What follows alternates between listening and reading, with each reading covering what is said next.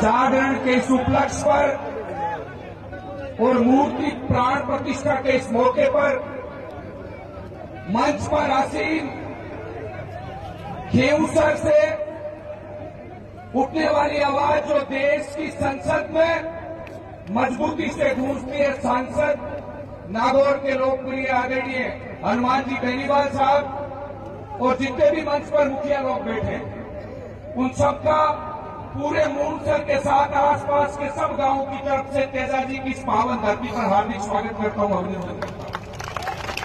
सामने जितने भी बड़े बुजुर्ग मौजूद हैं, सामने वाले नौजवान साथी और मातृशक्ति, आप सबका धन्यवाद देना चाहता हूं।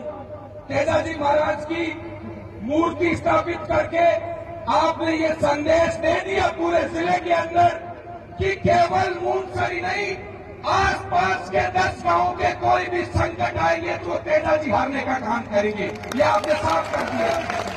इस मौके पर आप सब लोगों का धन्यवाद देना चाहता हूं। कोई राजनीतिक मंच नहीं है। पहले जो बातें हुई नशे की, बुजुर्ग बैठे हैं साफे वाले, ये ऐसा गांव है जिस गांव की चर्चा पूरे बीकानेर जिले के अंदर सबसे जागरूक गांवों के अंदर होती है। तो मैं आपसे निवेदन करना चाहता हूं, पुराने समय के अंदर क्या हालात हुआ करते थे, बुजुर्गों से पूछिए। साफे वाले लोग बैठे हैं यहाँ पर, पढ़ाई नहीं करने देते थे, केवल मेहनत मजदूरी करते थे।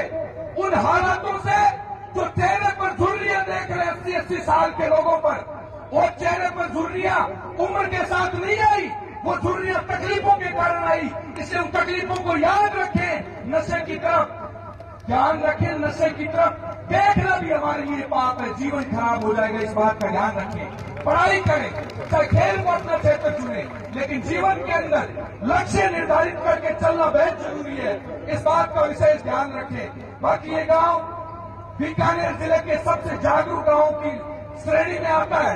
ये गांव तो आसपास के 20 और गांव को सिखाने का काम करता है, ये हमने पिछले कई वर्षों के अंदर देखा है। मैं आप सबसे एक निवेदन करना चाहता हूं, यहाँ पर सभी राजनीतिक दलों के लोग मौजूद हैं, लेकिन एक मेरा विशेष निवेदन है, तेजाजी महाराज का ये पावन और पवित्र प्रांगण है, एक बात की आज संकल्प लेकर जाए, जब भी किसान के ऊपर संकट आएगा, पार्टियां किनारे रखेंगे, मरने और मारने के लिए तैयार रहेंगे, इसको ध्यान रखें।